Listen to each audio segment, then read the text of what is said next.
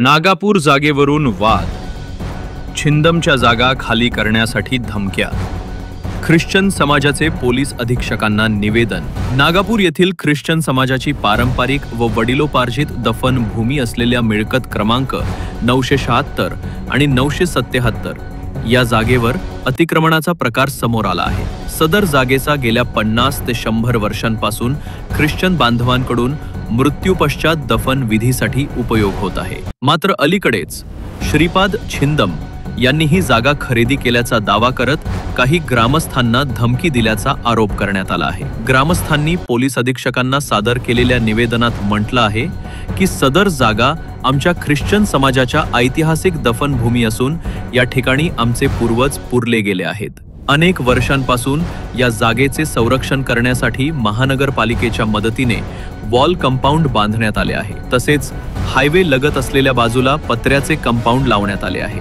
छिंदम यांनी या जागेची खरेदी दाखवत गेल्या काही दिवसांपासून ग्रामस्थांना धमकी दिली असून ही माझी जागा आहे, खाली करा, अन्यथा परिणाम भोगाल, अशा स्वरूपाचा दम भरल्याचा आरोप निवेदनात करण्यात आला आहे। ग्रामस्थांनी या कारवाईला जोरदार विरोध दर्शवत प्रशासनाकडे खरेदीची तातडीने चौकशी करण्यात यावी अशी मागणी केली आहे। मी विश्वास शंकर भाकरे, राहणार नागापूर। मी गेले माझे वय आता 65 वर्ष आहे। मी 65 वर्षापासून नागापूर गावात राहतो। शिक्षण वगैरे माझं सगळं नागापूरमध्ये झालंय। परंतु आमचे वडिलोपार्जित जे स्मशानभूमी आहे नागापूर गावामध्ये, गावठाण, तर त्या संदर्भामध्ये काही दिवसापूर्वी 2-4 दिवसापूर्वी नगरचे गुंड राजकारणातून आलेत का कशामधून आलेत हे आम्हाला माहीत नाही, परंतु राजकारणाचा कोणाच तरी हात असल्याशिवाय हा माणूस त्या ठिकाणी छिंदम, श्रीपाद छिंदम म्हणून तो येतो आणि आमच्या तरुण पोरांना दमबाजी करून जातो का ही जागा खाली करा, ही जागा मी विकत घेतली। कारण आता 100 वर्षापासून आमची जी जागा आहे नागापूर ग्रामस्थांची, आमची वडिलोपार्जित आहे, त्या ठिकाणी आमच्या प्रत्येकाच्या कबरा बांधलेल्या आहेत। तिथं विटकाम केलेलं आहे, कोणी कबराचं लोखंडी पट्ट्याने बांधकाम केलेलं आहे आणि अशा कबरा म्हणतो तो मी तुम्हाला उकरून देतो आणि तुम्ही त्याची विल्हेवाट लावा, म्हणजे हा कोणता न्याय आहे?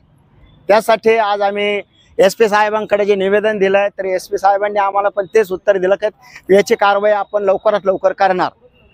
त्यासाठी आज माझं एकच म्हणणं आहे की आज आमची 100 वर्षापासूनची जी स्मशानभूमी आहे त्याच्यावरती आमचा उतारा पण आम्ही जोडलेला आहे, ख्रिश्चन लोकांची स्मशानभूमी म्हणून। तर हे आमचे वडिलोपार्जित स्मशानभूमी आम्हालाच कायमस्वरूपी आहे।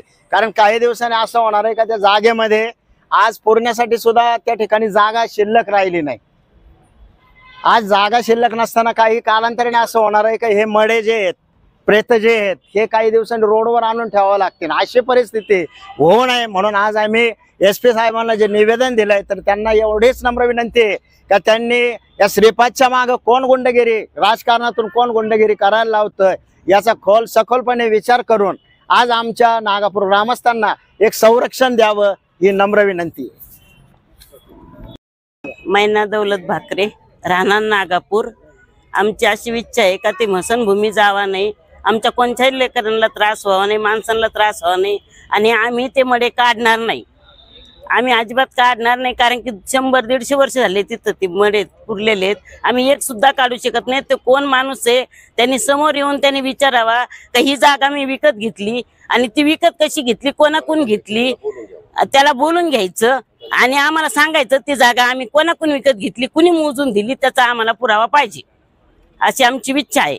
आणि आम्ही तिथून कुठं हलणार नाही आणि आमच्या लोक जे प्रयत्न करते ना त्यांनी आमच्या समोर यायचं ना आम्हाला सांगायचं, एवढीच विनंती करते मी, दुसरं काही बोलत नाही। आज या ठिकाणी DYSP भारती साहेब यांना एक निवेदन दिलं की जे नागापूर या ठिकाणी जी स्मशानभूमी आहे ती जवळ 100 वर्षापासून ख्रिश्चन समाजाची स्मशानभूमी आहे। तिथं आतापर्यंत भरपूर लोक पुरलेले आहेत आणि या सर्व लोकांचे ते वंशज आहेत पहिले, तर हे त्यांचे वंशज आहेत। काही गुंड छिंदम नावाचा त्यांनी काही ती जमीन खरेदी केली असं म्हणतो, पण तो जो उतारा त्यांनी आत्ता आणलाय त्याच्यावर ग्रामपंचायतने धडधडीत लिहिलेलं आहे की ख्रिश्चन समाजासाठी स्मशानभूमी दिलेली आहे।